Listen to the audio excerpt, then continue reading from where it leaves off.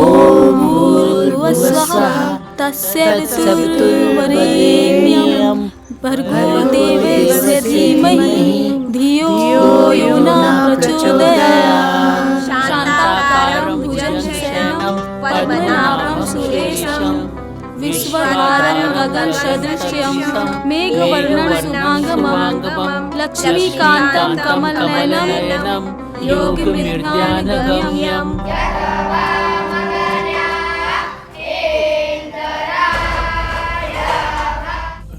देखी माताजी का भइल एकरा? का भइल? ई नदी के किनारे हमरा पड़ल मिलल हल, बेहोश भी आई।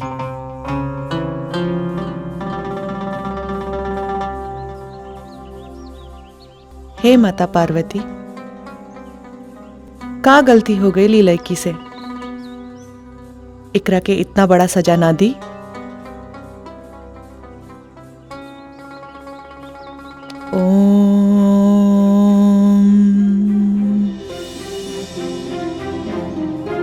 माताजी।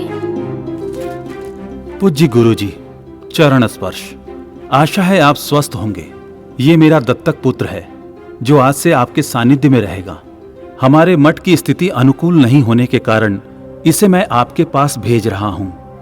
जिस तरह मुझे आपका आशीर्वाद प्राप्त हुआ है उसी तरह इसे भी प्राप्त हो। इसे शस्त्र और शास्त्र की विद्या के साथ साथ आधुनिक शिक्षा में भी निपुण बनाना है, क्योंकि भविष्य में जो कार्य इसे मैं सौंपने वाला हूं उसमें इसे कई तरह की बाधाओं का सामना करना पड़ सकता है। सादर धन्यवादक, आपका अखंडानंद। इस तरह दोनों की शिक्षा दीक्षा उनके अपने अपने गुरुकुल में प्रारंभ हुआ।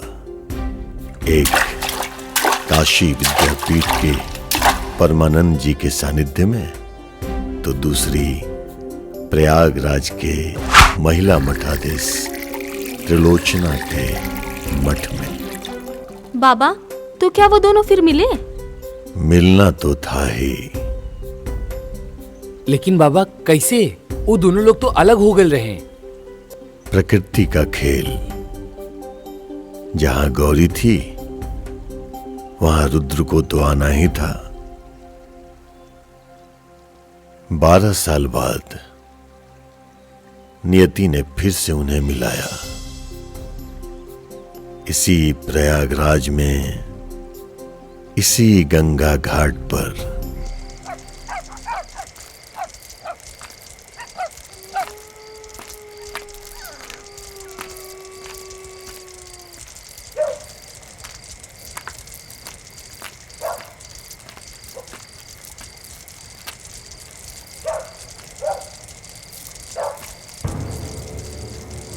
महादेव, महादेव, हर बार के तरह अब की बार कोनो चूक ना होके के चाहिए।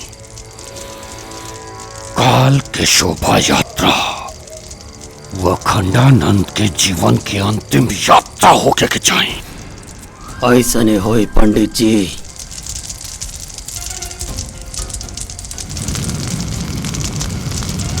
महादेव,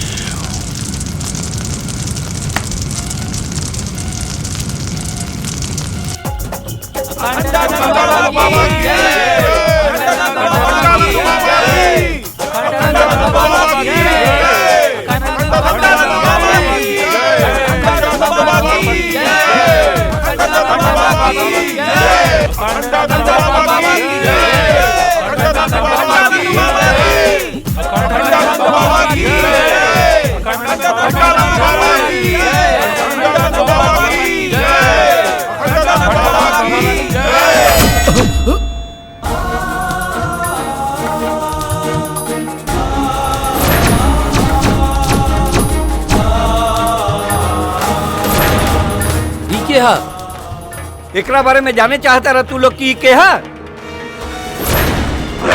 ये गुरुजी के दत्तक पुत्र है। अरे हमरा के तो पहले ही आभास हो गई रहे कि फिर से वही हमला गुरुजी पे होखे वाला बा। यही से हम काले रुद्र के खबर भिजवा देले रहनी यहाँ आवे खातिर।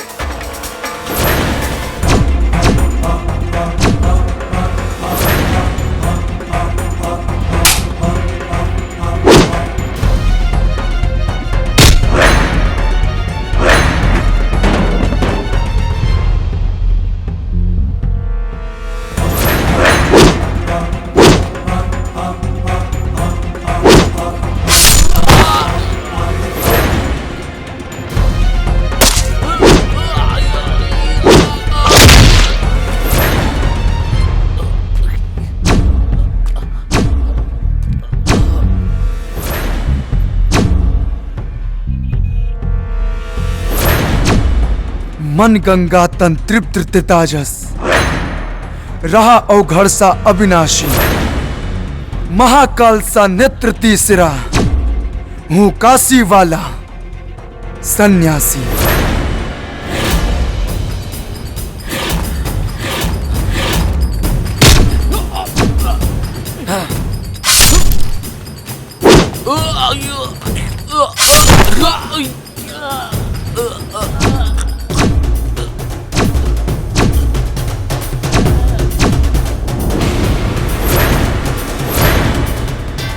और के बा जे साधु संतन के भेष में शैतान बन के हमरे बाबा के मारल चाहता। अगर हिम्मत बा तो सामने आके वार करा सन।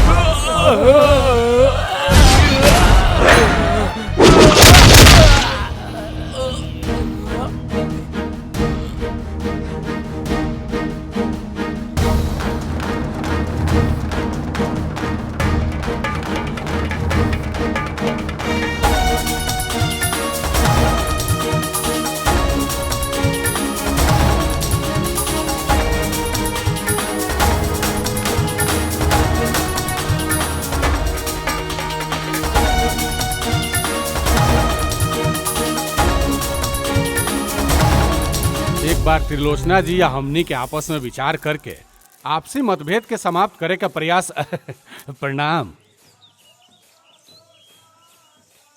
खिलाई पंडित जी और सबके मिठाई खिलाई। कौने बात खातिर? रौर जवान बेटा आ गई और दूसर कल हम मृत्यु से बच गई नहीं।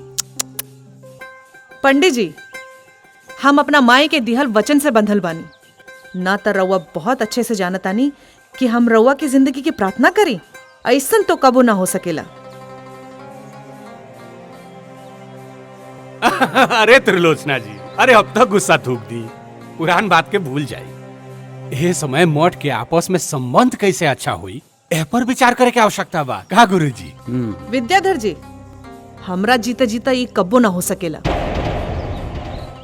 काहे कि आज भी हमार आंख के सामने हमार माई के व्यवस्था, हमार और हमार भाई के वो असहाय बचपन आसमान के बादल के तरह घूमेला।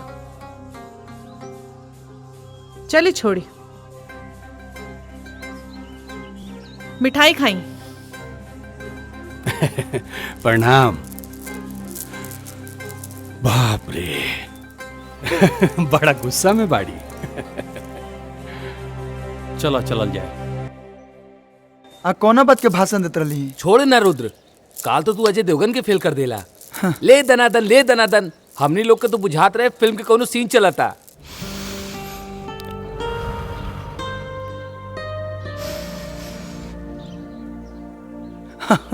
हाय देखो, असली फिल्म के सीन तो हेजा लुकता। ऐसा लागता कि रवीना टंडन अपना सहेलियन के साथ योगा करता रही। वाह, ये खेल तो हमनी के रोज देखे निसन छुप छुपा के। छुप छुपा के ई काहे? वो कहे कि गुरुजी देखिए ना तो सीधा काल कोठरी में। अच्छा, तू कहा तो राउंड ट्रॉली घुमा के सामने का नजारा हम दिखा दी। काहे कि हमारा राधा भी वही बाड़ी ना। अच्छा तो सामने से दिखाओ ना। अभी दिखाओ तनी। हाँ,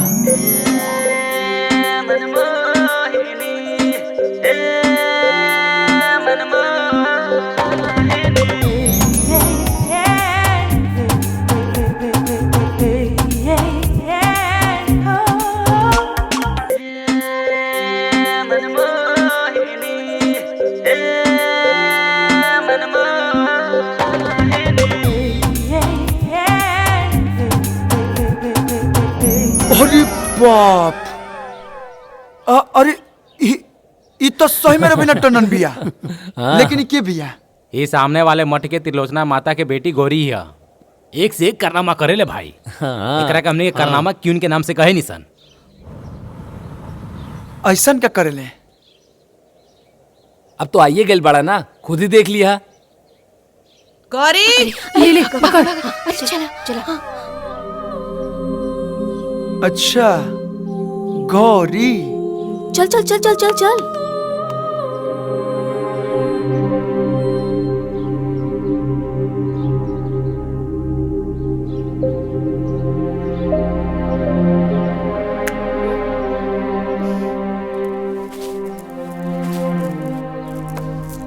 राधा, ई नया लड़का कौन है?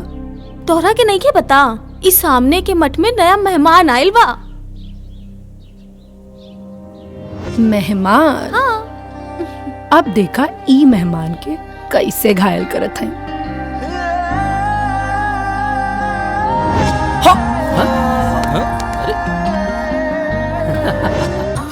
हवा मिठाई ले लो, हवा मिठाई, हवा मिठाई ले लो, हवा मिठाई। मेरा शर्ट भी सिल्वर, मेरी पैंट भी सिल्वर, मेरा चश्मा भी सिल्वर, मेरा नाम भी सिल्वर है। बस बस बस,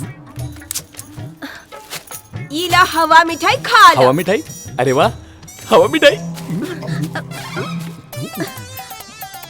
नंबर 11, तो हर हवा मिठाई खा के तो लागत आ कि जैसे हम हवा में उड़ता नी। हवा में मत उड़ा, पैसा ला 10 रुपया। पैसा?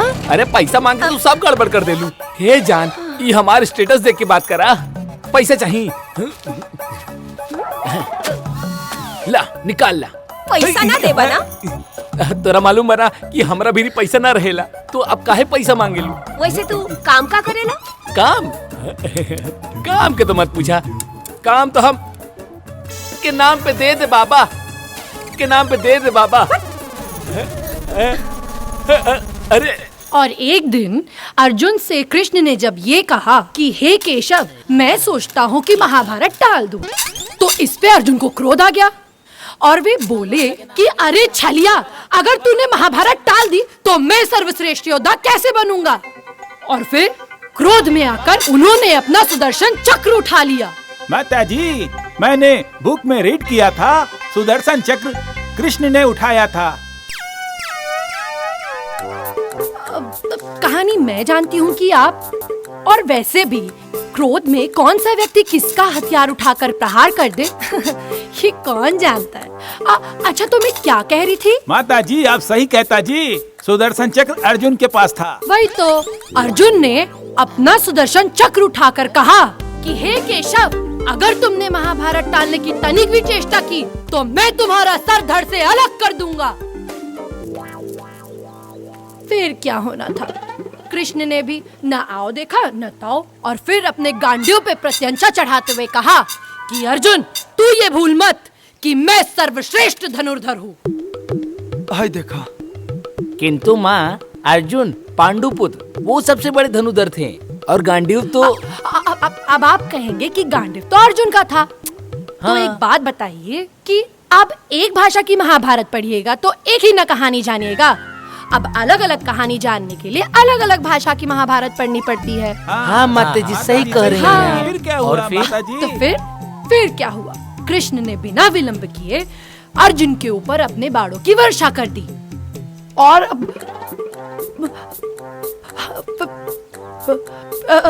फिर ये बाणों की वर्षा पूरे 2 दिन तक चलती रही और अर्जुन अपने सर पे सुदर्शन चक्र लिए कृष्ण के इन बाणों की वर्षा से बचते रहे।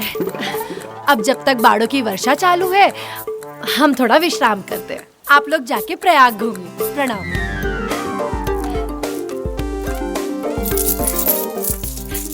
हे मैडम, हे मैडम, ई का होता? तनिक अपना काथा में न सुधार कला, ना तो एक दिन तारा सामने कोनो जानकार भक्त मिल गए ना तो सारा माता जी बनल भुलवा दी। बेफिक्र रहा, जे जानकार भक्त होई वो हमरा लगे काहे आई कहानी सुने। हाँ। और अगर आ भी जाए तो ओकरा के समझावल हमार काम बा, तो हार ना। चला गौरी, देर हो रहल बा, माता इंतजार करत हुई हैं।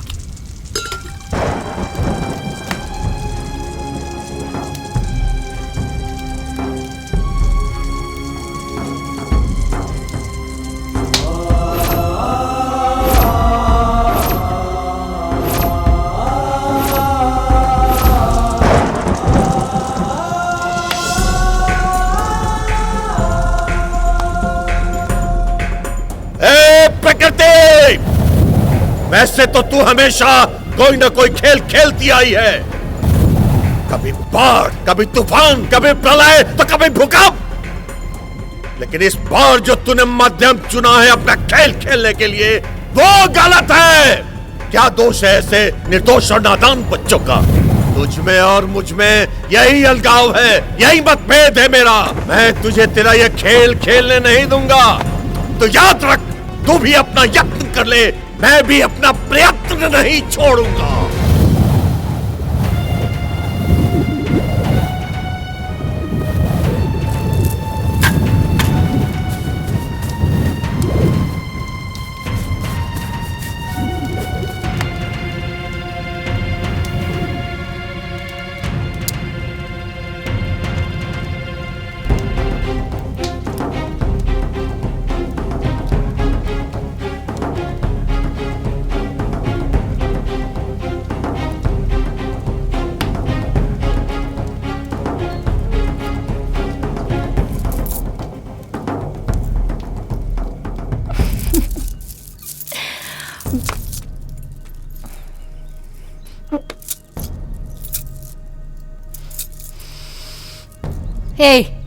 रास्ता छोड़ा, ना तो माता जी से बोल देब ना तो तोहार अकल ठिकाने आ जाए। हट। बाम बाम, हमाओ देखा ताने की चिराई कबले बाज के पंजा से छटका दिया। चल रहे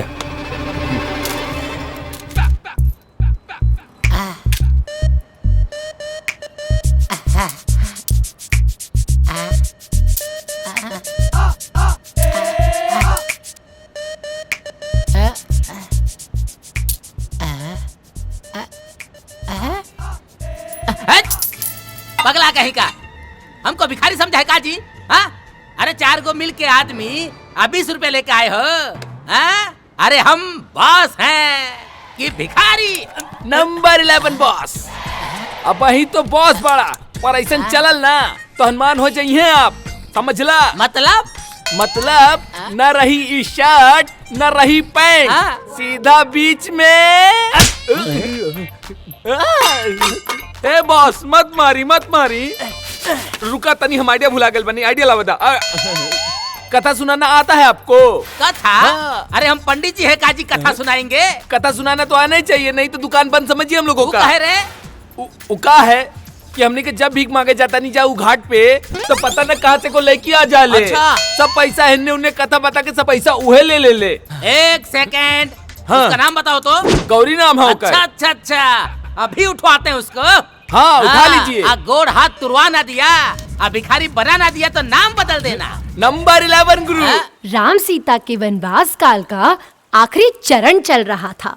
सीता हरण और रावण वध बस बचा था। बाकी लगभग रामायण समाप्त हो चुकी थी।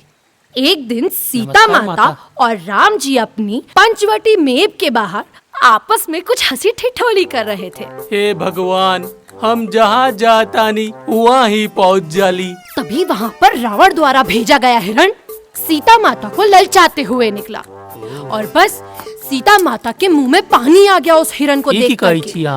सीता माता को हिरण खाई चले जो उनका मुंह में पानी आ गए। नहीं, सीता माता के मुंह में पानी उसके मांस को देख के नहीं आया था, बल्कि उसकी चमचमाती हुई चमड़ी देख के आया था। रामायण में भुलाती। हाँ, उहे हिरण रहेगा सलमान भाई वाला। हाँ बिल्कुल सही, वही तो था। बेचारा जब देखो बार बार मारा जा रहा है। कोई ना कोई पाप ही किए होंगे। वो जब भी जन्म लेता है कोई ना कोई व्यक्ति आकर के उसका वध कर देता है और उसका जलपान कर लेता है। हाँ तो मैं कहाँ थी?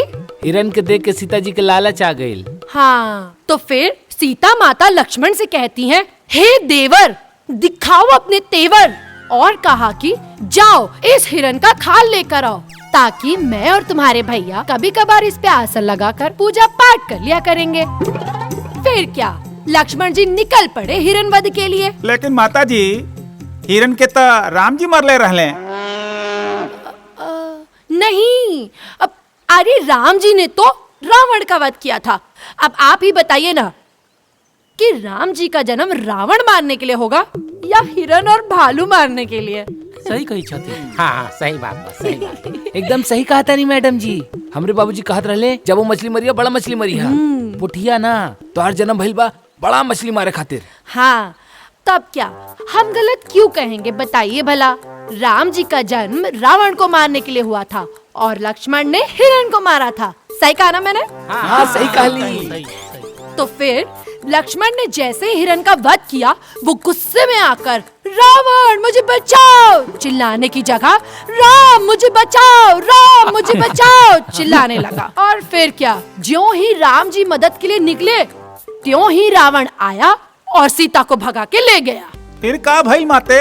फिर क्या, अरे अभी तो लेके भागे हैं। लंका अभी बहुत दूर है, उन्हें पहुंचने में 2 नहीं 3-4 दिन तो लगेगा। आगे की कथा हम बाद में सुनाएंगे। तब तक के लिए बोलिए लक्ष्मण जी की जय, अभी भाभी भैया की जय। आगे रामायण में हनुमान जी भी आएंगे तो उनकी भी जय, पूरे रामायण की जय। चलिए नमस्कार। हे माता जल्दी से जा ताकि हमनियों के धंधा पानी चली 3-4 रुपया मिल जाई।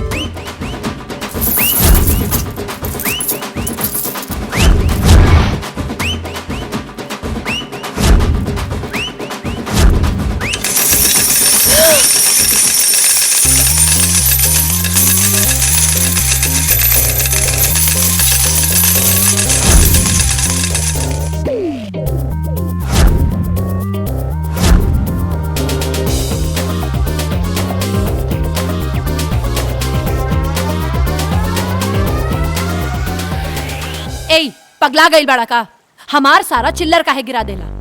मतलब एकदम क्रिए खाल ले बड़ू कि केहू के दिमाग में सही से रामायण महाभारत ना रह देबू। दोसर की चिंता छोड़ा और आपन सोचा। ढेर हमरा पीछे पड़बा ना तो हमनी दोनों के मठ के बीच में जौन महाभारत चल रहल बा वो एक दिन तोहरा के ही कुरुक्षेत्र में खड़ा कर दी और मजबूरन हमरा के तोहार वध करे के पड़ जाए। अगर तू साथ देबू ना तो चुटकी बजा के महाभारत जीत ले। काहे से कि हम दुश्मनी के पेड़ के जड़ से खत्म करे पे विश्वास रखिला, ना कि ओकरा के पानी से सींच के ओकरा के लंबा जीवन देहल पसंद करिला। बुझ लो। अच्छा इतना हिम्मत बा तोहरा में तो आवा आज हमार मठ के छत पे। काहे चिलम पिएबू का? का मतलब? हम तोहरा के पहले कस लगावत देख के ना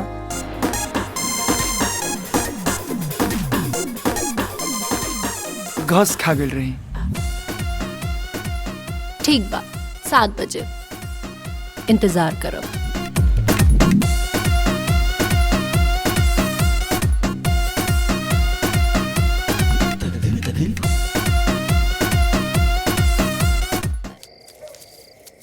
द माचिस द चिल्लम जलावे खातिर।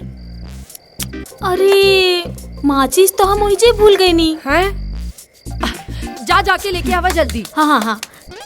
अरे अरे काकी तो नीचे ही बैठल हुई, माचिस कैसे लाए? हे भगवान, अब का हुई? अरे गौरी रुका, हम कुछ उपाय करत आनी। ई का करी? पता ना, कहीं गई होगी। लावा लावा मसाला तो लावा, तब तक भर के रखी। जाना तारू, जब तक दू फूक ना मार ली तब तक नींद ना आवे। हमने की आदत बिगाड़ देले बाड़ू।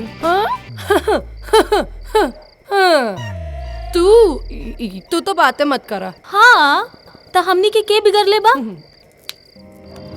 ओहो, तू सच में आ गईला। तो तू का समझ लू? अरे इतना भी वादा के कच्चा नहीं खी। चला अब आइए गईल बाड़ा तो लावा माचिस दो। माचिस? माचिस का हुई? ई चिलम कैसे जली? हाँ माचिस तो ई नीचे भूल गईल बाड़ी।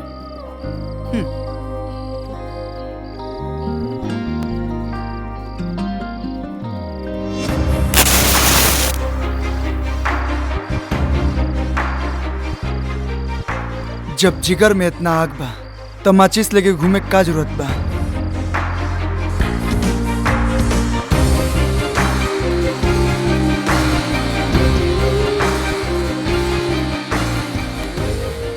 अब जब चिल्लम जलाइए देले बाड़ा तो पहला कश भी तू ही फूकला।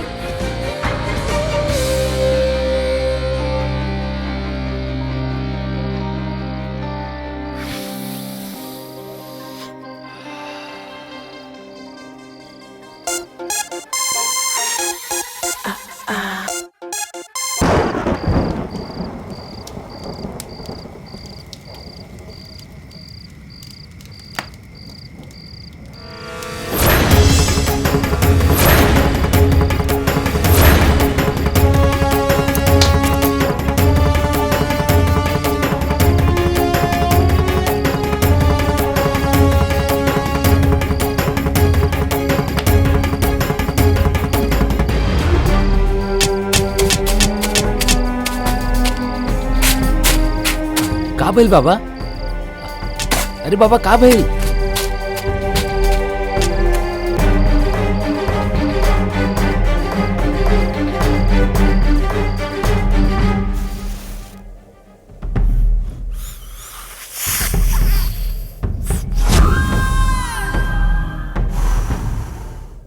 महादेव बम बम। ई चिलम के बुझ रहल आग के तरह ही तोरा दिल में सुलग रहल गौरी के पावे के चिंगारी कहीं बुझ के राख ना हो जाए, यही से बार बार एकरा के हवा देत रहे नहीं। लेकिन कब तक? वैसे हमार सलाह मानो, आई धुआं के जिंदगी से बाहर निकला आऊ कर जौन अखंड मठ के सिंहासन के पावे खातिर हम कर रहल बानी। बम बम। हमार चिंता छोड़ते हमरा जौन करे का बाऊ हम कर ले। तू सोच कि तोरा का करे के बा, काहे कि मठ के असली वारिस आ चुकल बा। तो हमारा तहार भलाई यही में बा कि हमरा से हाथ मिला ला, ताकत दुगना हो जाए। बिल्ली के पंजा और शेर के पंजा में जमीन और आसमान के अंतर बा। कहीं बिल्ली के पंजा शेर के पंजा के वजन उठा सकेला? महादेव महादेव की जय। चलिए आज की कथा यहीं समाप्त हुई। अब जिसको जिसको दक्षिणा चढ़ाना है वो चढ़ाए और बाकी अपने आराध्यों का ध्यान करे।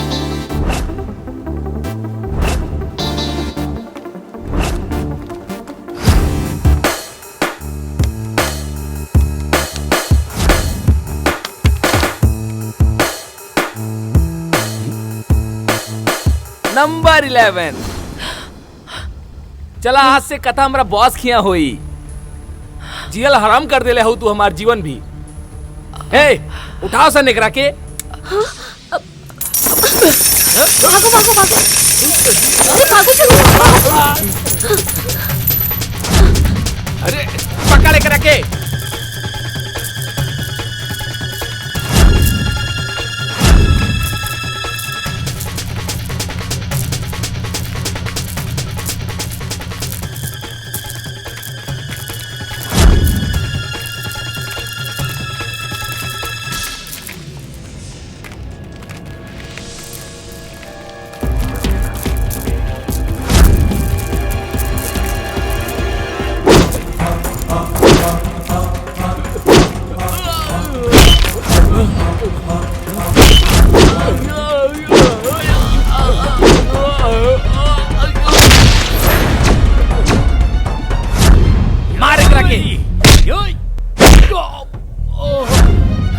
मार।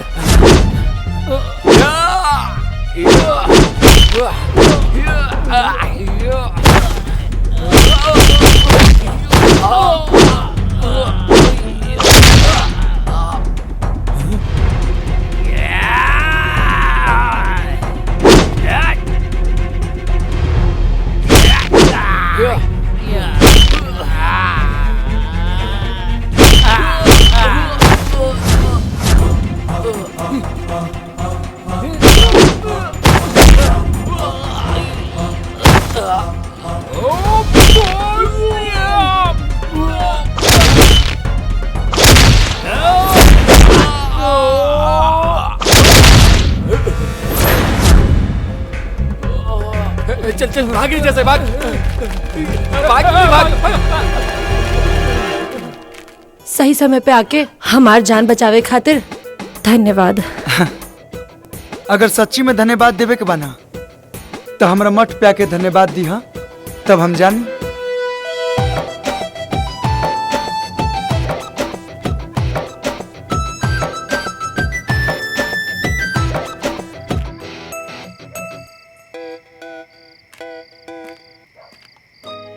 लो आ गई नहीं हम तोहर मठ में। अब तो स्वीकार बाना हमार धन्यवाद। स्वीकार बा बाकी तनिका और करीब आके धन्यवाद दा, वरना ऐसा लागी कि पनो ना खैनी और उठो लाल हो गई। जितना करीब कहा उतना करीब आ जाई। बाकी तू अपना आपकी कैसे संभर बा एक तोहरा ऊपर बा। नाना अभी ना।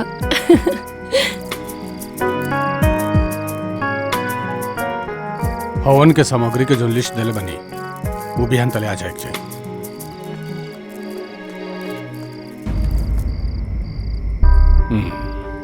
तेबरैया का करता रहे। आ खत्म हो गई रहे। उहे लेवे आयल रहनी। आग मतलब हवन खातिर शुद्ध अग्नि चाहिए। ए गोपाल। हाँ भैया। हवन कुंड से आग दे दे, जल्दी ले आओ।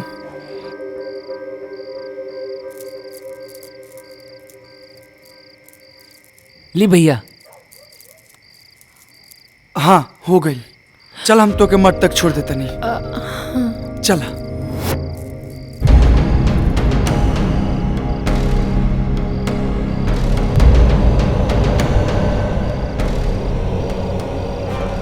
प्रेम लीला तब काका भइल रहे। अरे बताओ ना। कौन राजकुमार का चर्चा होता जो इतना हंसी आवता। कौनो राजकुमार के चर्चा चलत होखे उसे तोहरा का मतलब। चलो चलो। तितली जब आसमान में उड़ लेना तो अपना आप के सतरंगी दुनिया के रानी ही समझ ले, लेकिन जब के ओकरा के पकड़ लेवला ना तो ओकर सारा रंग उतर जाएला। ई का बदतमीजी बा।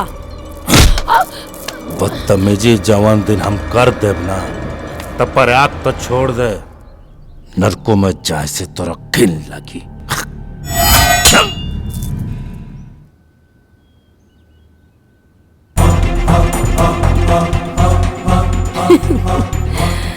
तो हार नजर अगर हमरा पर बा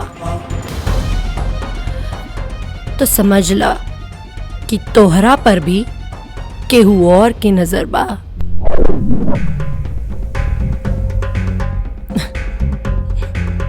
बम बम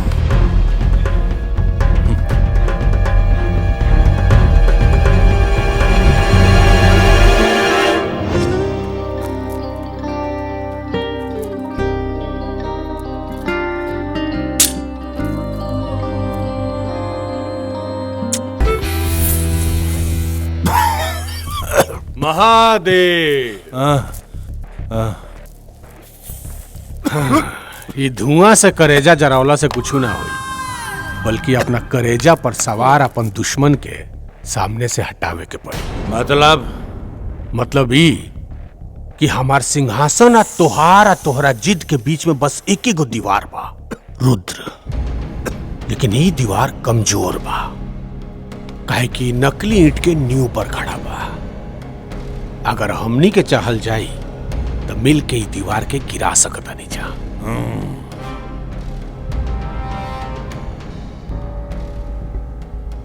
लेकिन अभी वो दीवार तारा आंगन में बा, जया वो लंबा होके हमरा आंगन के मिट्टी छुए के कोशिश करी,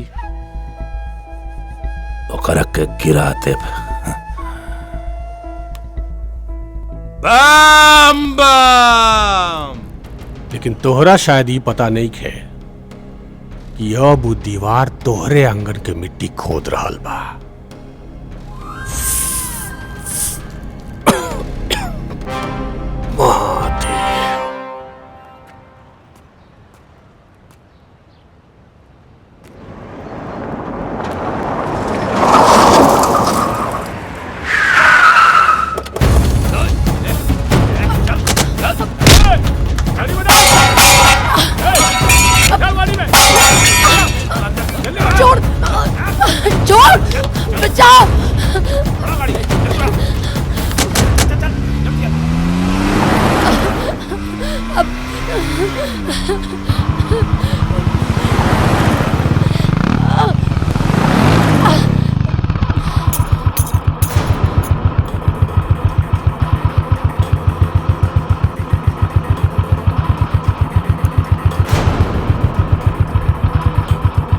तो गौरी के कंगन लगा था।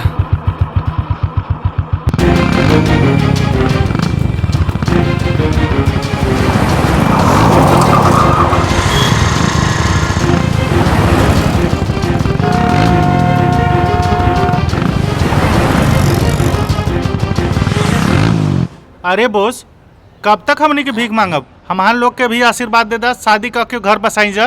नंबर 11 देखा गोल्डन बाबा इहो ब्याह करी।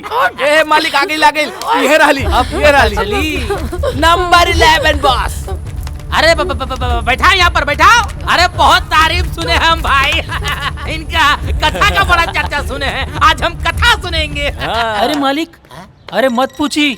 अरे सुनल जो भी ज्ञान बा ना उहो भुला जाई। अच्छा अच्छा। अरे बहुत उटपटांग कथा होला मालिक। एकरा कथा में कबो अर्जुन के हाथ में सुदर्शन चक्र रहेला तो कबो कृष्ण के हाथ में गांडीव,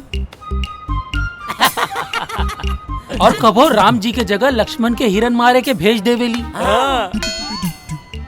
अरे कबो राधा के रुक्मानी बना देवेली। अरे इता अलगे रामायण महाभारत पढ़ ले बिया।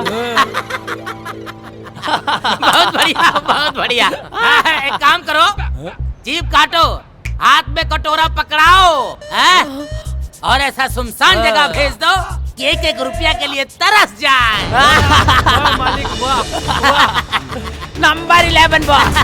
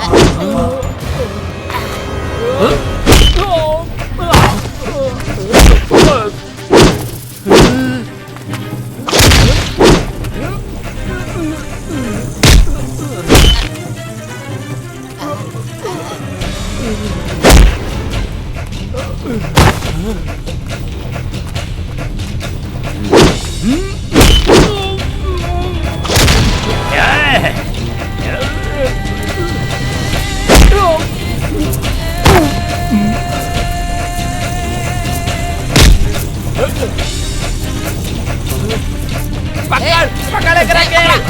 अरे पकड़ा मालिक, पकड़ा। पकड़ा। रुको मालिक, रुको मालिक, रुको।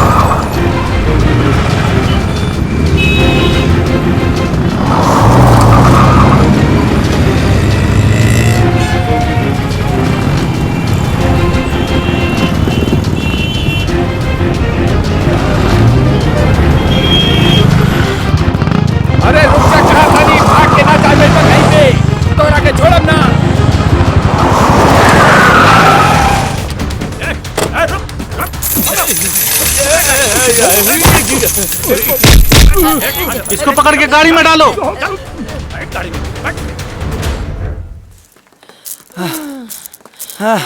अब अरे मोरी माई हो, ए भिखारी सब हमरा पीछे भूत की तरह पड़ गइल बा।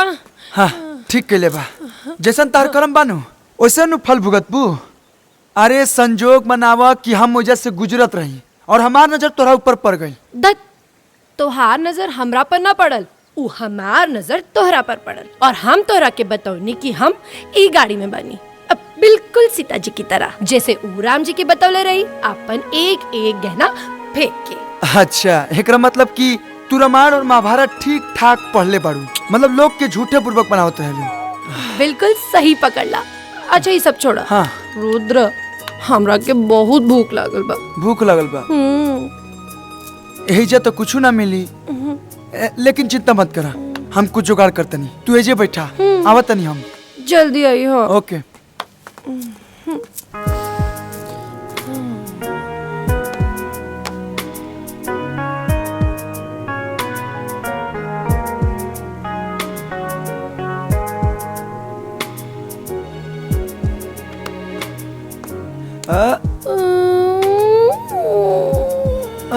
हाँ कुछ मिलल?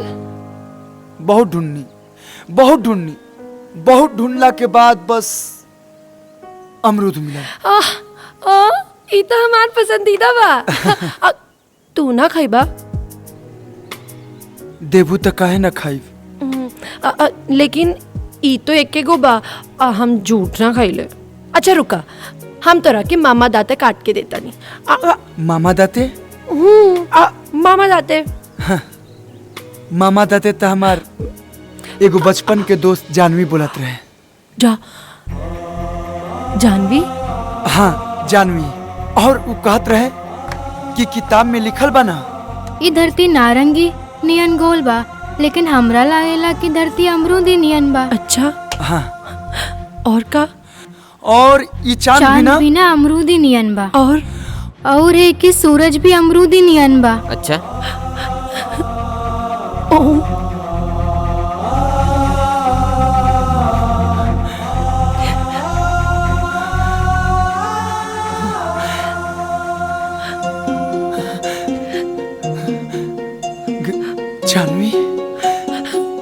जानवी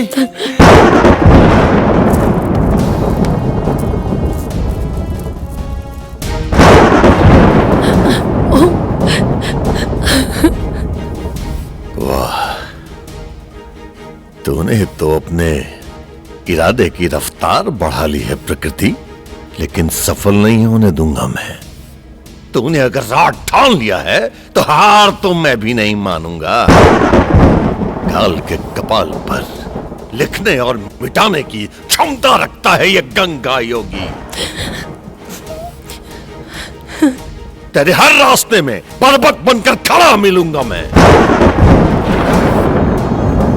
आ रहा हूं मैं। जानवी जानवी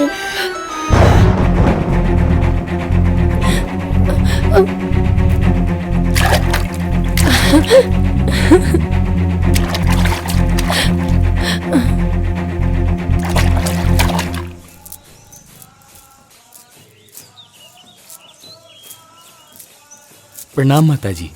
का भाई? गौरी अखंडानंद के बेटा रुद्र के साथ घूमतिया। जानवी ओम जानवी एकानन चतुरानन पंचानन प्रणाम गुरु।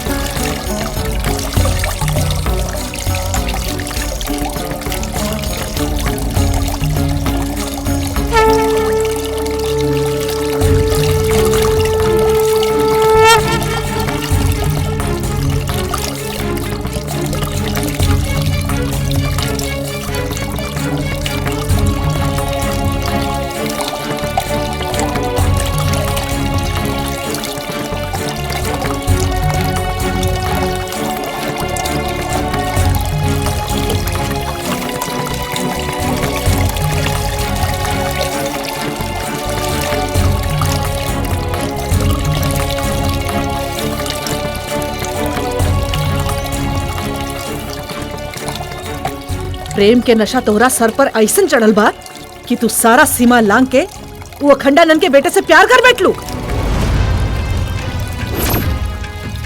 जिकरा मट के एक एक इंसान से हमरा के नफरत और घृणा बा। लेकिन माँ, रुद्र और हम बचपन के दोस्त हैं। बचपन के दोस्त वारा तक का भइल रुद्र, हमेशा खातिर ओकरा से दूरी बना के रखा। बाबा रे वही भूल रहल बनी कि हमार असली नाम ओम हा और ओकर नाम जानवी। ओम जानवी, ओम जानवी, ओम जानवी। वो 12 साल पुराना जिंदगी रहे, लेकिन अब तोहरा के ई प्रेम से दूर होके के पड़ी।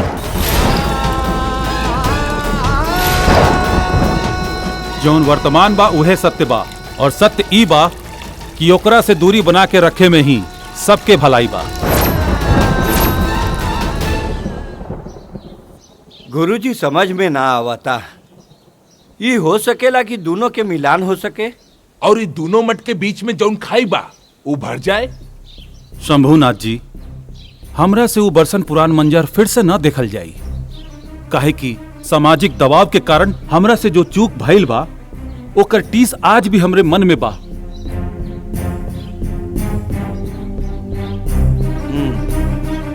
चली।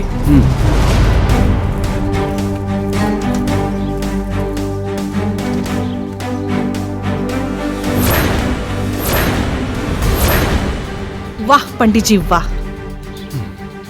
अच्छा शास्त्र पढ़ोले बानी अपना दत्तक पुत्र के। अपना सारा मर्यादा पार कर चुकल बा। हम अपने आप के शांत रखे के कोशिश कर रहल बानी, न तो वही तरह रउआ पुत्र के भी उहे जगह पर सामाजिक कटघरा में खड़ा कैले रहती जैसे रउआ हमार माई के खड़ा कैले रहनी। अवश्य कर सकत रहलू त्रिलोचना, अवश्य।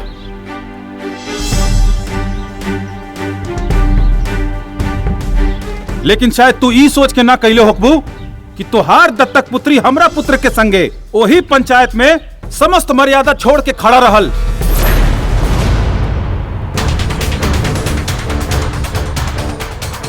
देखा त्रिलोचना, एक दूसरा पर दोषारोपण कैला से बेहतर बा कि दुल्हन के समझा के अलग रखल जाए। अवश्य उन दोनों को अलग करने में ही उन दोनों के साथ साथ इस प्रयागराज की भी भलाई है, वरना प्रकृति उन दोनों के मिलन को माध्यम बनाकर बहुत ही भयानक खेल इस बार कुंभ के मेले में खेलना चाहती है। रघुआ के बानी बाबा? मैं कौन हूं इससे अधिक, मेरी बात पर ध्यान दीजिए आप लोग।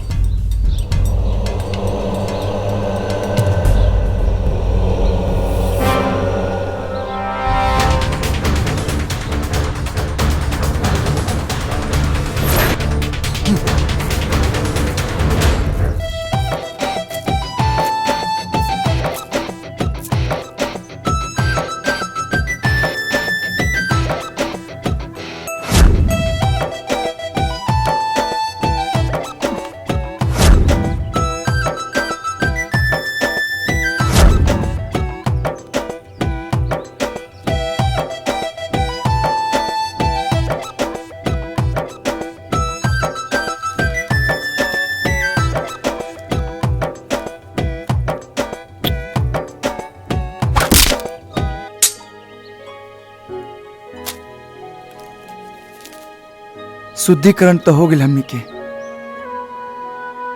अब चला फिर से अशुद्ध हो जाए जाओ।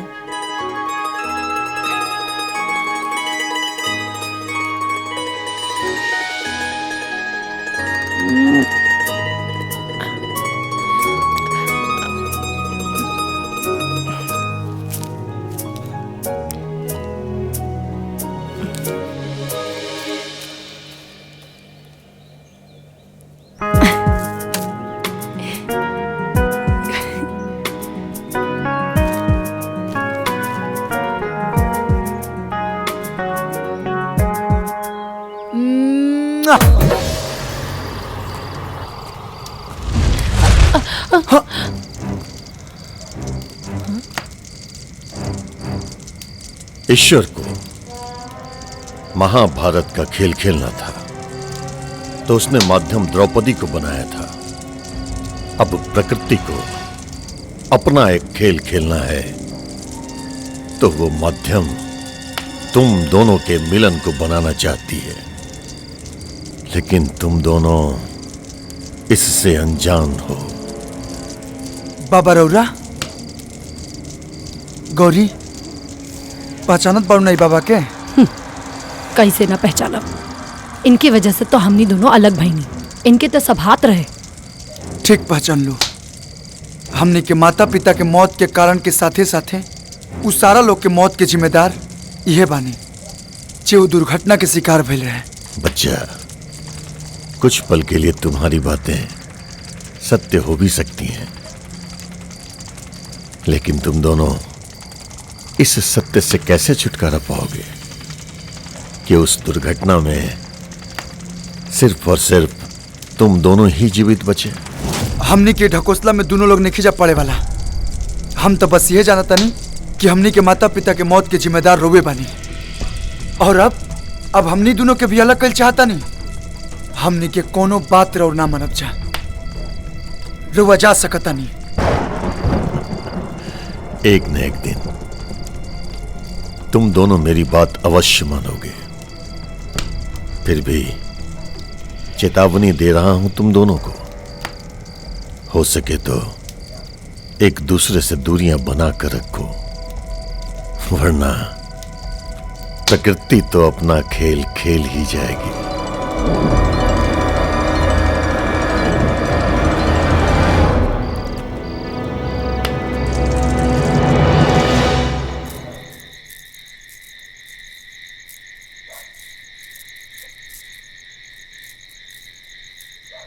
गौरी,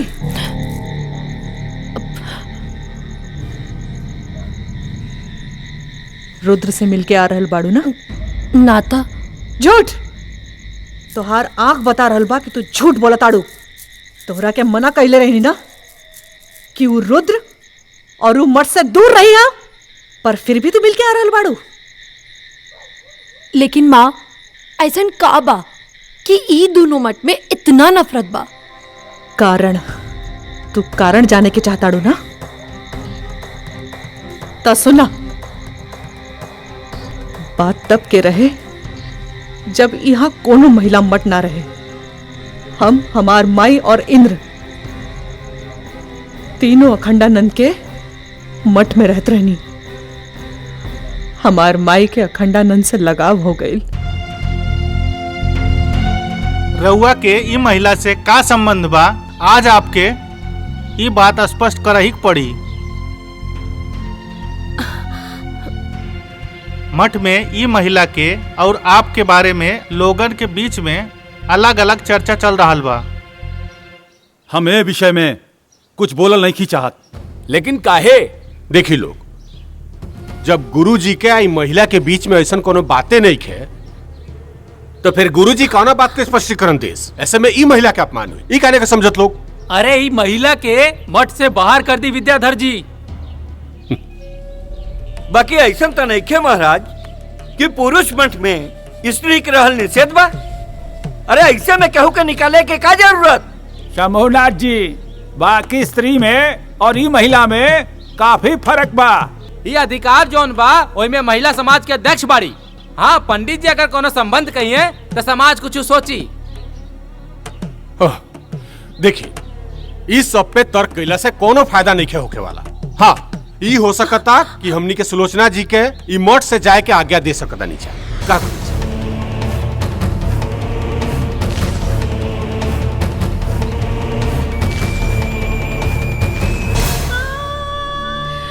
और ए तरह अखंडानंद की चुप्पी से हमार माई के भावना जल के राख हो गई।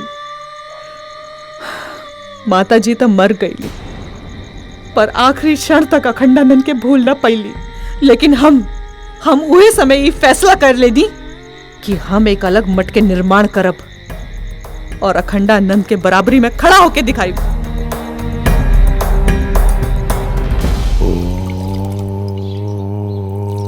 ओम सूर्याय नमः।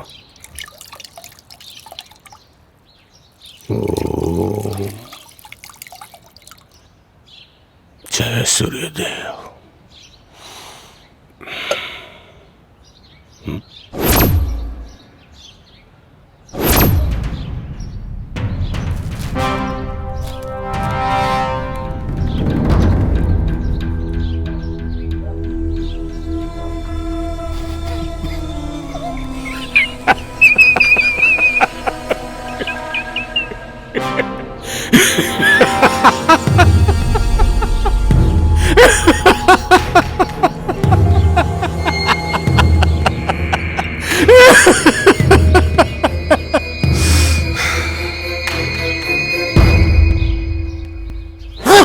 महादेव, वाह! कहीं प्रेम के तीरंदाजी चल रहल बा, आ कहीं शिकार धुआं में लिप्त बेखबर अपना शादी के सपना सजोरा। लेकिन मूर्ख के पते नहीं खे कि ये उठ रहल धुआं ओकरा मंडप के ना, ओकरा चिता के बा। बम बम बम बम। का भइल विद्याधर? अरे बतावा तो सही। ज्यादा परेशान बाड़ा तो चिलम से कस मार ला। चिलम के आग में गजब के जादू होखेला। धुआं बन के अंदर तो जाला जरूर, लेकिन अपना सारा दुख के आग के लपट में जला के खाक करते वेला। जब केहू के करेजा में नफरत पत्थर बन के बैठ जाला नु, त कौनो आग के लपट ओकरा के जला के खाक ना कर सकेला।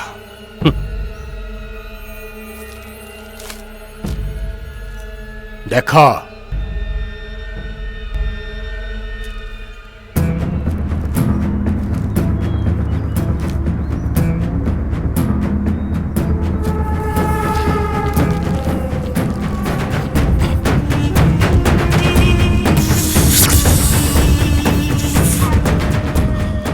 बम बम।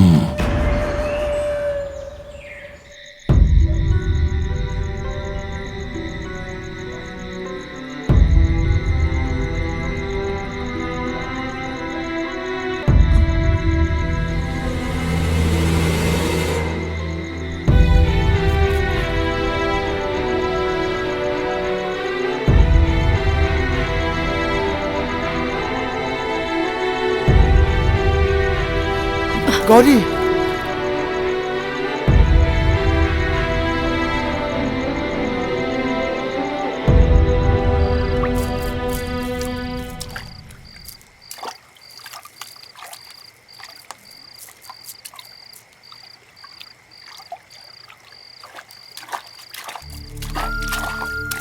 का हो गई गौरी? ना ही तू छत पे आवता रो और ना ही हमारी चिट्ठी के जवाब देता रो। बोला का बात बा? हमरा नईखे मिले के बाद तोरा से। लेकिन का है? का पता, तू भी महन जी की तरह समाज के लिहाज से हमरा के अपन जिंदगी से निकाल दे। बता। अरे तू का कहता रो? हमके तो कुछ समझ में नहीं आवत। सब समझ में आ जाए, जाके महन जी से पूछ लिया। हम तो बाबा से पूछबे करब और समझबे करब, लेकिन फिर भी तोरा विश्वास नहीं होत।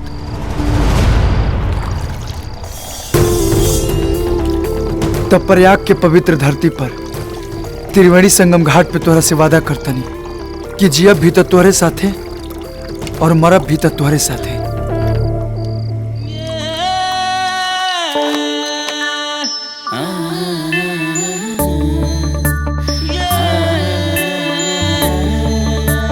काका ऐसन का बात बा? ई दोनों मठ में इतना दूरी काहे बा? बेटा, गुरुजी तो हमके बतावे खातिर मना के लिए बढ़न, बाकी तोहरा से छुपावल भी उचित नहीं खे। कबा की जैसे इंसान इंसान के दुश्मन बा, वही तरह से मठ मठ के दुश्मन बा।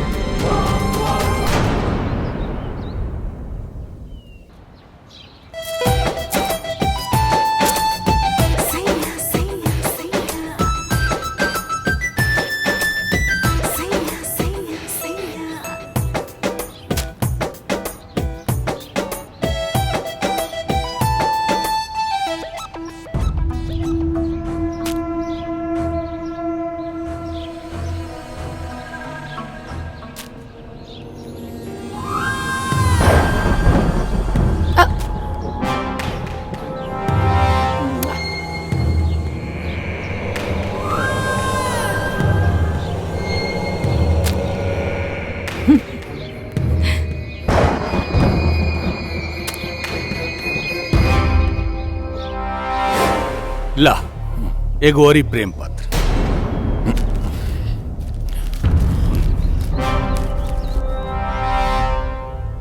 अब एकरा टकटकी लगा के मत देखो, तेरे पास खाली आधे घंटे के टाइम बा।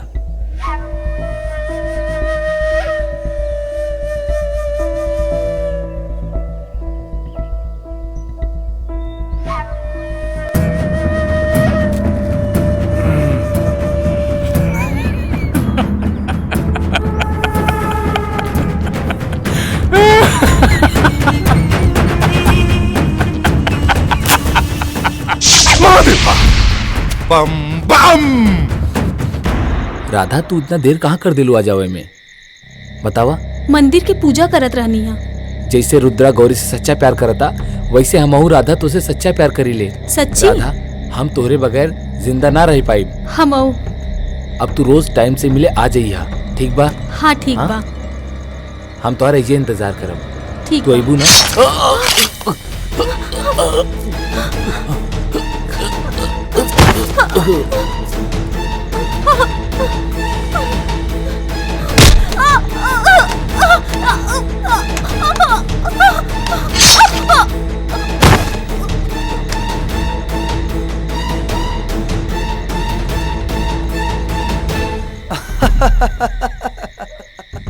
अरे चुप रहो।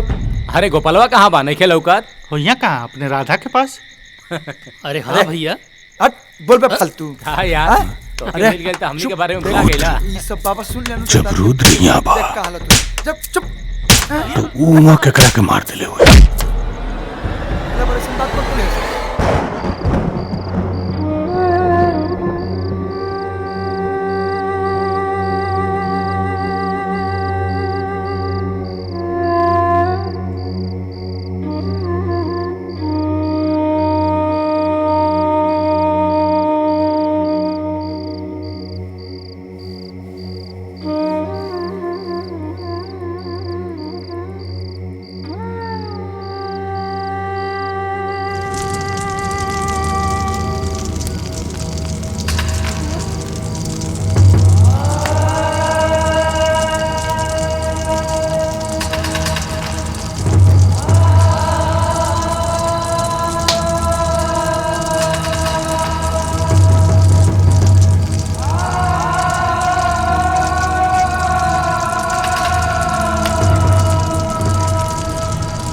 ये दोनों चिताएं भविष्य में अनगिनत चिताओं के रूप में नजर आएंगी और ये सब इन दोनों के कारण और भविष्य में आगे भी होगा। अब भी समय है, अगर चाहो तो स्थिति सामान्य हो सकती है। अगर इन दोनों को अलग नहीं किया गया तो भविष्य में जितनी भी मौतें होंगी उन सबको शमशान तक पहुंचाने के लिए कंधे कम पड़ जाएंगे। पहला ही से कहत रहे कि अलग करा अलग।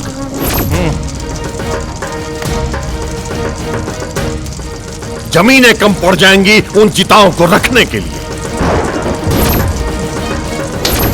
लकड़ियां कम पड़ जाएंगी उन चिताओं के दाह संस्कार के लिए। ये त्रिवेणी रक्त से सन जाएगी। रोक लो, अभी भी समय है, रोक लो इसे।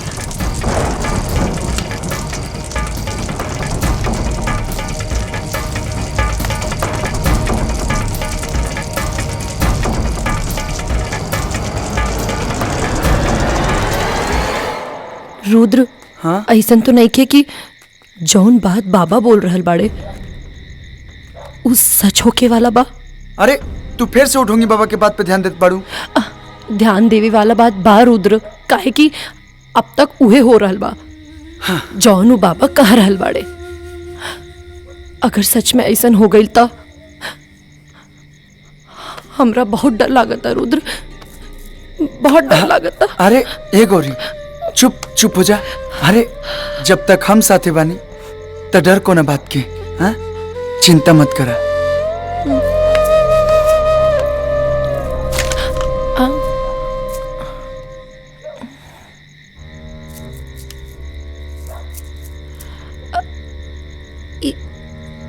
इता इंद्र की चिलम्बा का एकर मतलब ई सारा कांड इंद्र कैले बा।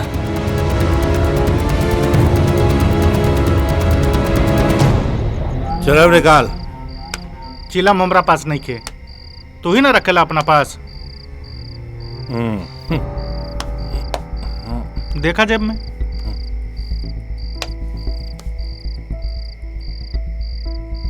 बम बम हमरा लगे तो नहीं कह रे।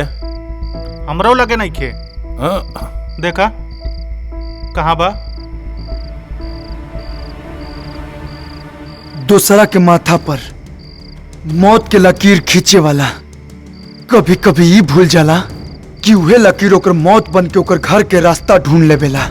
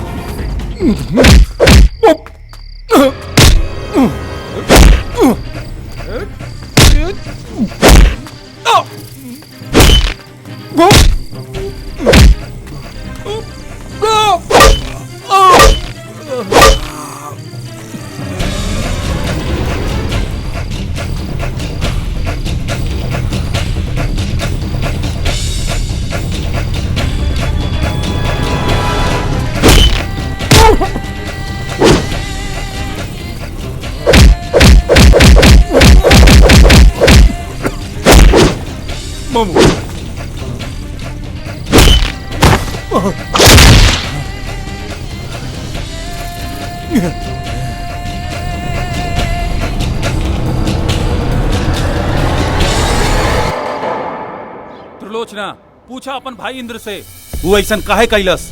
आखिर का दुश्मनी रहे लोकर गोपाल से? बस पंडित जी बस। रवा तो इंद्र पर ऐसा दोषारोपण कर रहा बानी जैसे रवे के मट के बच्चा मरल बा। ये मत भूली कि हमरे मट के भी एगो बच्ची मरल बिया। इंद्र ही गोपाल और राधा के मरले बा। एकर चिला मोजा मिलल रहे। चिला मोजा मिलल रहे। एकर मतलब ई ना भेल कि हम ही दोनों का मरले बानी। देख झूठ मत। रुद्र शांति रखो, शांति रखो, पीछे हटो। तू चिंता जन कर रुद्र, हमनी के घटना के तह तक जल जाए।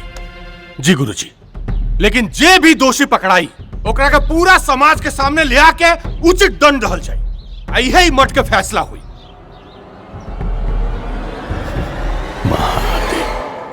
नमस्कार। सभी देशवासियों को बताते हुए बहुत खुशी हो रही है। महाकुंभ का आयोजन इस बार प्रयागराज में होने जा रहा है, जिसमें 26 देशों के प्रतिनिधिमंडल शामिल होंगे। इस बार महाकुंभ को और दिव्य कुंभ को देखने के लिए करोड़ों जनता प्रयागराज में आने वाली है। सरकार उनकी पूरी सुरक्षा के लिए प्रतिबद्ध है। लेकिन विपक्ष तो कह रहा है कि आप कुंभ के नाम पर राजनीति कर रहे हैं। जी नहीं, ये कोई राजनीति नहीं हो रही है। ये हमारे आस्था और सेवा का विषय है। नमस्कार। प्रणाम। वो यही से वो खड़ी होकर पक्ष से बोलता ला और हमारे पक्ष से ना बोलला। एक बात याद रखा, अगर हमार पुल खुलल ना तो तुम हो जीवक काम से। फिकर मत करा, एक नौबते ना आई। काहे कि विद्याधर के दिमाग शकुनी के नीति पर काम करेला। अपनन के हाथे अपनन के मौत देखे के मजा ही कुछ और होला। खेले दो लोग के, करे दो रास लीला। बम बम। काहे ई जमाना प्यार के दुश्मन रहल बा हमेशा। काहे इतना नफरत की निगाह से देखेला लोग प्यार करे वालन के। काहे से कि समाज हर औरत में राम की सीता ढूंढेला। लेकिन पूजा तो राधा और कृष्ण की भी होला ना। गौरी, ये जमाना अपनी सहूलियत से पसंद और नापसंद बदलत रहेला। तो रुद्र और गौरी की का हुई? रुद्र और गौरी के मिलन त जन्म जन्म के बा। कभी शिव और सती बन के तो कभी शंकर और पार्वती बन के। हमनी के मिलन त तय बा, चाहे ए जन्म में या अगले जन्म में। हाँ?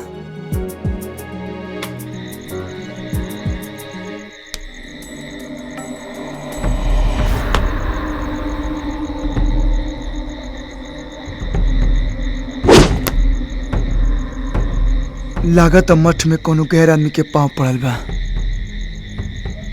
तोरा कैसे मालूम चलल?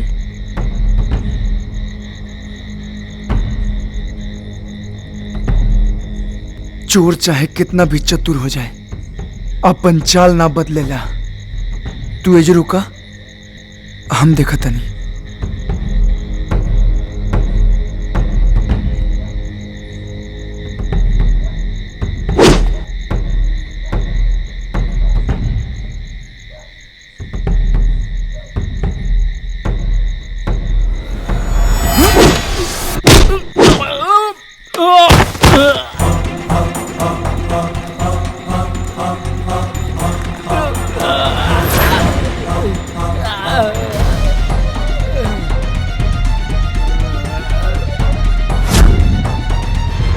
पहले जमीन पर पांव रखे के सीख ले, एक बात के उपवार करिए।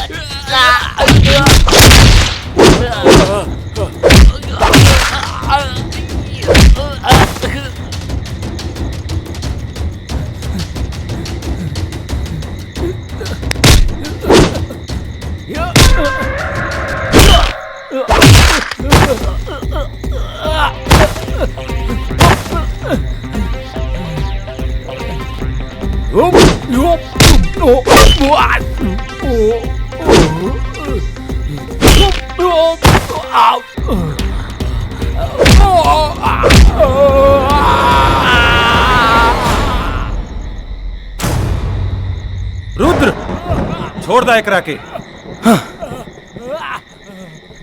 बोल, तोरा के भेजलस हमरा के मारे खातिर?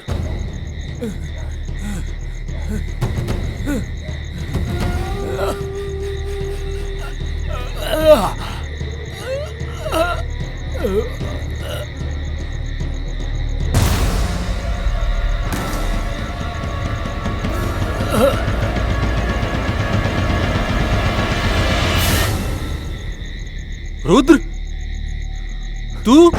ना बाबा, बाबा हम महादेव, महादेव, राउर पुत्र ही राउर हत्या के प्रयास कर रहा बा। ना बाबा, ऐसा कोनो बात नहीं है बाबा। गुरुजी, इतना बड़ा अनर्थ होके से बच गए। जॉन राउर मुंह एकरा के पुत्र पुत्र कहत थकत ना रहे, यह राउर हत्या के प्रयास कर। ना बाबा, हम गुरुजी, अभी भी समय बा गुरुजी, ना तो बाबा जी के सब बात सच हो जाए। हम तो कहब कि अब भी दोनों जन के अलग करी।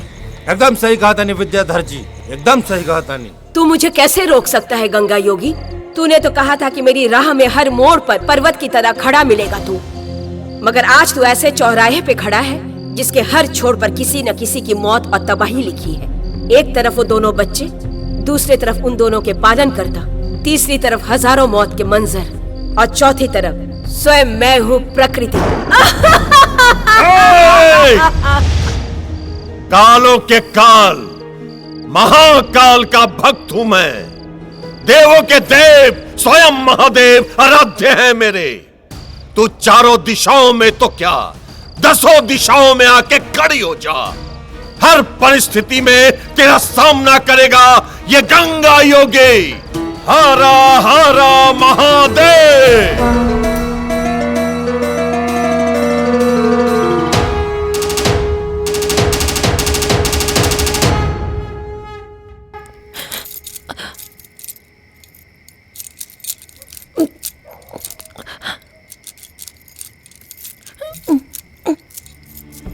माँ जाई दी ना हमरा के, हमरा रुद्र के पास जाए के बा। माँ माँ माँ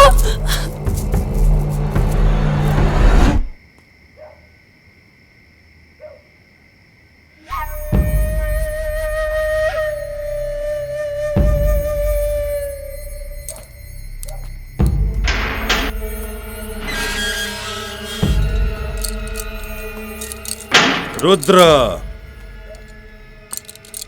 रुद्र, रुद्र, रुद्र के पास जाके भरत तोरा के पाव खाती हम का ना कहनी, लेकिन तोरा पता नहीं रुद्र में का लोकत जो हमरा में नहीं खेलोकत।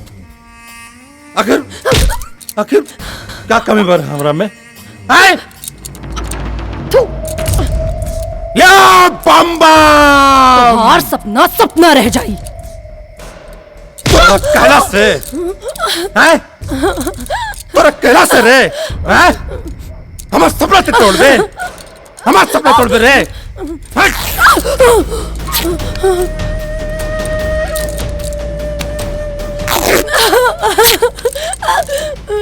तोरे पास अब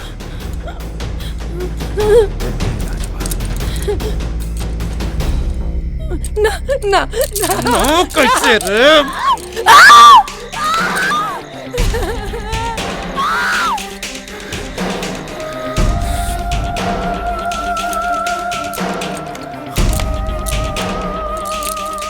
बम बम बम बम।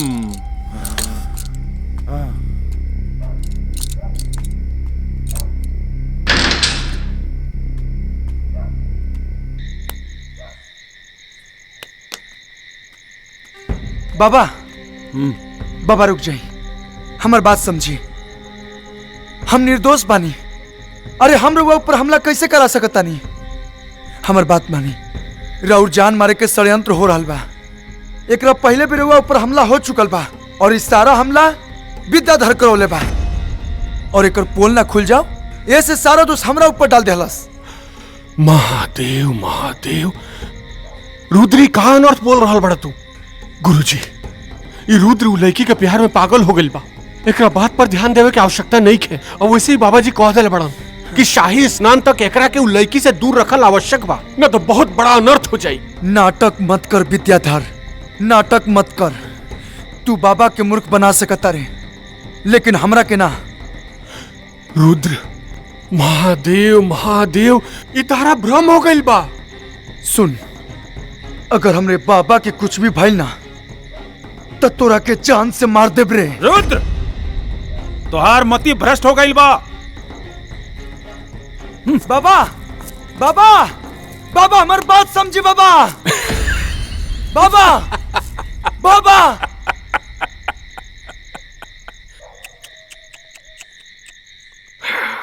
केकरा के समझावे के प्रयत्न कर रहा बड़ा रुद्र? उ मूर्ख अखंडानंद के, जकरा के हम बरसों से मूर्ख बनावत आ रहल बानी। आज तक की मठ में जितना भी अप्रिय घटना भइल बानू, उस सबके सूत्रधार हम बानी। चाहे वो त्रिलोचना के माता के मठ से निकाले के सारा दोष तहार पिता मूर्ख अखंडानंद के माथा पर मरे के बात होके, चाहे वो तोर मूर्ख अखंडानंद के बार बार मारे के प्रयास, सब हमार देना। लेकिन असली कांड तो काल सुबह शंखनाद के समय हुई, जब काल सुबह के शाही स्नान तोर पिता मूर्ख अखंडानंद अपने ही रक्त में डूब के करी। विद्याधर,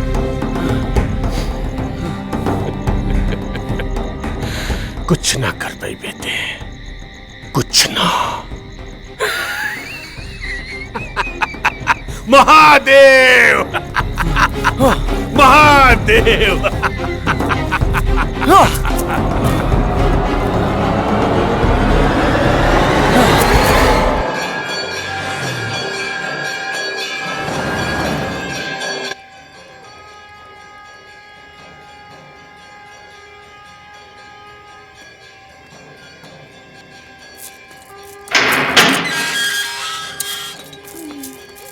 गौरी, ए गौरी, गौरी, हाँ, गौरी। रुद्र। हाँ, हाँ मागिनी।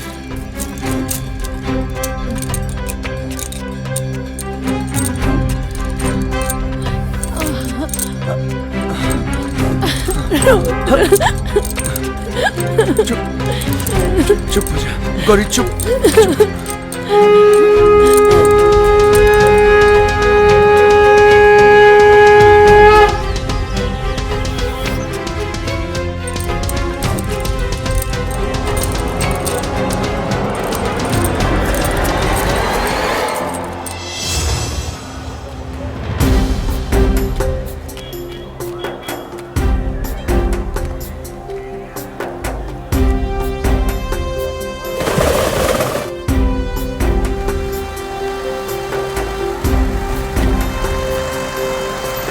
अखंडानंद बाबा की जय, अखंडानंद बाबा की जय, अखंडानंद बाबा की जय, अखंडानंद बाबा की जय, अखंडानंद बाबा की जय, अखंडानंद बाबा की जय, अखंडानंद बाबा की। डमरू वाले बाबा की जय, डमरू वाले बाबा की जय,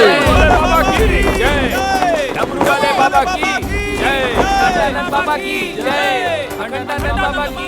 मैं आखिरी बार चेतावनी दे रहा हूँ तुम दोनों को, रुक जाओ वरना अनर्थ हो जाएगा। बाबा हमने दोनों के रास्ता से आज रुआ हट जाई, न तो सच में अनर्थ हो जाई। विद्याधर और इंद्र मिलके बाबा और त्रिलोचना जी के मारे के प्लान बना ले। उन दोनों को तो मैं यहीं से भस्म कर सकता हूँ। मुझे चिंता उन दोनों की नहीं है, बल्कि मुझे चिंता है उस भयानक मंजर का, जो आज से 12 साल पहले मैंने तुम्हारे इन नन्हे हाथों में देखा था। वो क्षण आने ही वाला है। देखो, देखो प्रकृति को, देखो प्रकृति के उस अट्टहास को। अरे बाबा रुआ का सुनावत नहीं, का दिखावत नहीं, हमके कुछ समझ में नहीं क्या आवत। ना हमके सुनाई देता और ना दिखाई देता। बाबा आपसे हमारी विनती बा कि हमने दोनों के शांति से जिए दी। तुम्हें मेरी बातों पर भरोसा नहीं होगा। मैं तुम्हें अपनी दिव्य शक्ति देता हूं, जिसकी मदद से तुम उस मंजर को अपनी आंखों से देख पाओगे।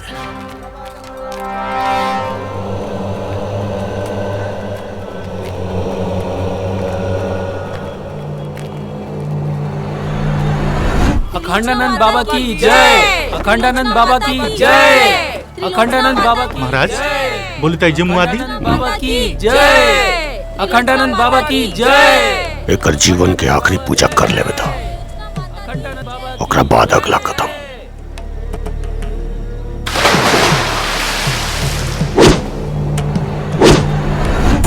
अखंडानंद बाबा की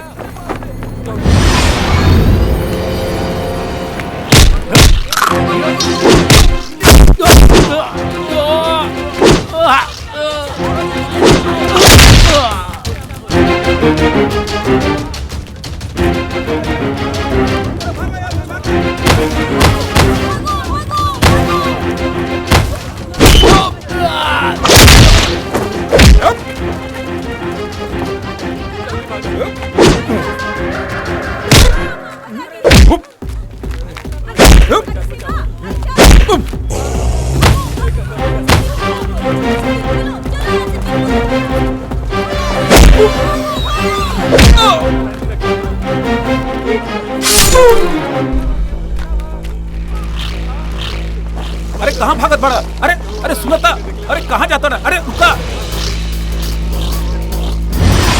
रुद्र। महादेव।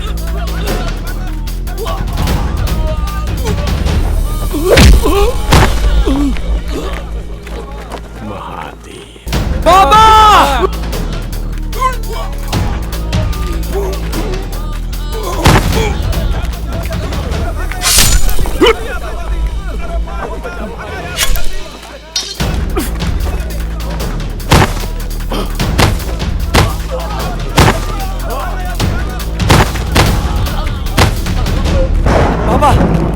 बाबा! बाबा! बाबा आँख खोली बाबा! बाबा! बाबा! बाबा!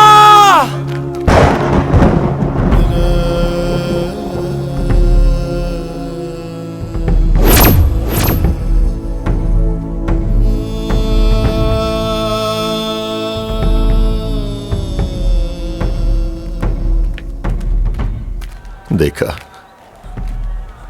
बताओ बच्चा, जिन साधु संतों ने तुम्हें जीवन दिया, शिक्षा दीक्षा दी, क्या उनकी मौत का कलंक तुम दोनों अपने ऊपर ले सकोगे? बच्चा, मैं तुम दोनों के मिलन के विरोध में नहीं हूं, बल्कि मैं उस भयानक मंजर से डरता हूं जो तुम दोनों के मिलन के बाद होगा। मेरी बात मानो बच्चा, एक दूसरे से अलग हो जाओ, बचा लो इस धरती पे होने वाले इस कलंक से।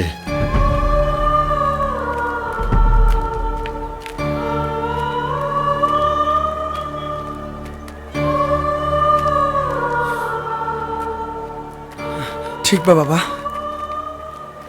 हमने अपन दोनों रास्ता बदल लेता नहीं, ना जाई वो तरफ जौन तरफ हमने गए से इतना बड़ दुर्घटना होखे वाला बा। ई देश साधु संतन के बा और हमेशा रही। ई लोग के खातिर हमने जस हजारों प्यार कुर्बान बा। आज के बाद हमने दोनों कभी ना मिलब, ये आपसे वचन देता नहीं।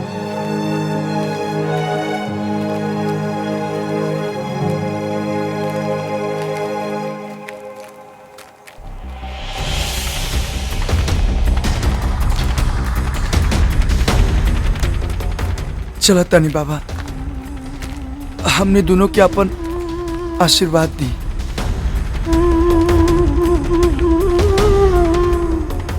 ताकि अगला जन्म में हमने के मिलन हो सके।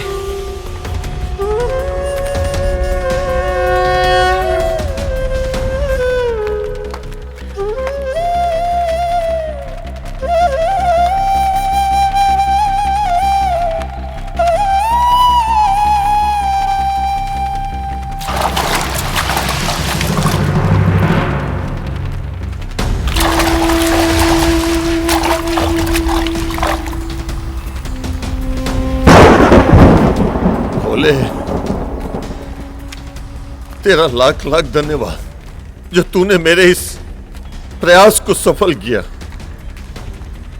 ये क्षण सदैव तुम्हारा ऋणी नहीं रहेगा।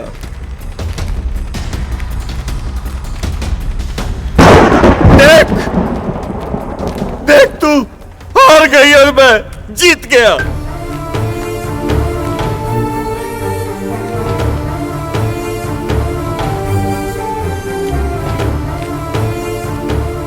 जो तू खेल खेलना चाहती थी, वो खेल मैंने खेलने नहीं दिया। अलग कर दिया दोनों को एक दूसरे से। देख वो दोनों